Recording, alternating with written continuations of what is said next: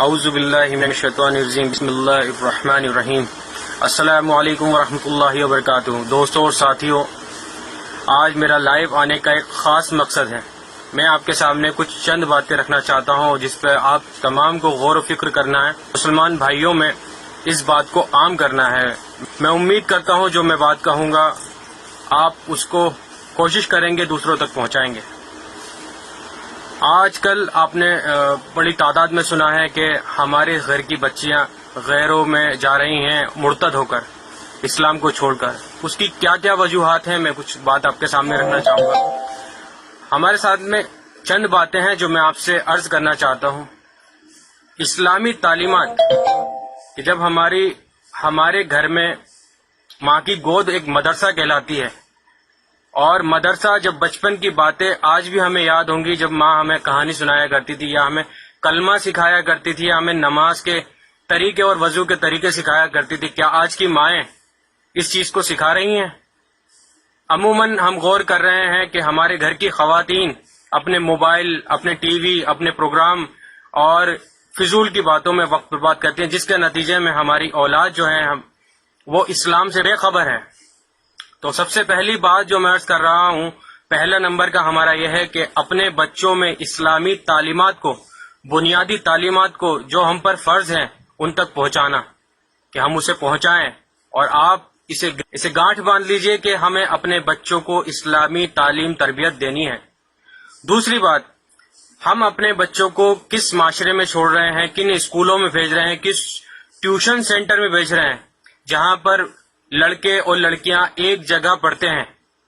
تو ہمیں چاہیے کہ ہم اپنے بچوں کے لیے وہ انتظام کریں جہاں پر علیحدہ بچوں اور بچیوں کو پڑھایا جاتا ہو، یعنی کہ لڑکوں اور لڑکیوں کو الگ الگ تعلیم دی جاتی ہو۔ ہمارے بہت سارے ایسے لوگ ہیں جو لبرل اور سیکولر ہیں، جو یہ سوچ رکھتے ہیں کہ نہیں، ایسا کچھ نہیں ہوتا ہے کہ اگر ہم کسی اسکول میں پڑھاتے ہیں تو لڑکے اور لڑکیاں ساتھ میں پڑھیں گے تو اچھی تعلیم ہوتی ہے۔ بلکہ کہیں نہ کہیں دیکھیے، شیطان جو ہے وہ ہر جگہ موجود ہے، اور یہ واضح طور پر ہے کہ جہاں پر لڑکے اور لڑکیاں پڑھتے ہیں وہاں اس طرح کے واقعات اکثر اور بیشتر ملتے ہیں۔ تو ہم دوسرے نمبر کی بات یہ ہے کہ اپنے بچوں کی جہاں تعلیم دے رہے ہیں، جہاں ٹیوشن بھیج رہے ہیں، وہاں اس بات کا انتظام کیا جائے کہ لڑکیوں کی الگ پڑھائی ہو اور لڑکوں کی الگ پڑھائی ہو۔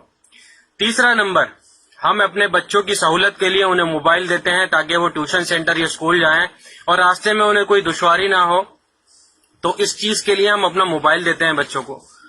موبائل جتنا فائدہ مند ہے اس سے زیادہ کہیں نقصان دائک بھی ہے، آپ اس بات کو بھی سوچ کر چلیے، کیونکہ آج کل کے موبائلوں میں انٹرنیٹ ہے، اور انٹرنیٹ میں آپ دیکھتے ہیں کہ جو ٹک ٹاک اور اس طرح کے جو ایپ ہیں اس میں کتنی واہیات اور اس میں ننگا پن آپ دیکھنے کو ملتا ہے۔ تو کہیں نہ کہیں یہ چیز بھی آپ کے بچوں میں اثر کرتی ہے۔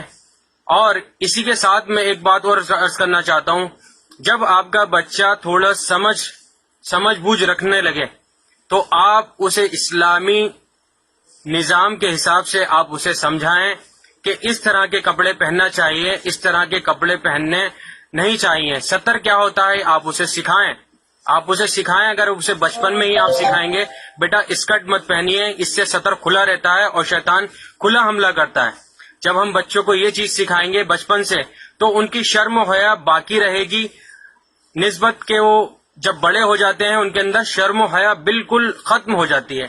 تو بات میں عرض یہ کر رہا تھا، پہلی ہماری بات ہے تعلیم، اسلامی تعلیم کا نظام قائم کریں، کم سے کم بنیادی چیز بتائیں۔ دوسری بات، اپنے ٹیوشن اور اسکول کی جو انتظامیہ ہے آپ ان سے بات کیجئے کہ لڑکوں کو الگ اور لڑکیوں کو الگ تعلیم دلانے کے لیے ہم چاہتے ہیں۔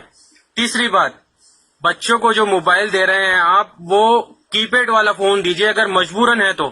تیسری بات، جب آپ کا بچہ بالغ ہو جائے تو اس کے نکاح کے لیے بہت جلد سے جلد انتظام کیے جائیں۔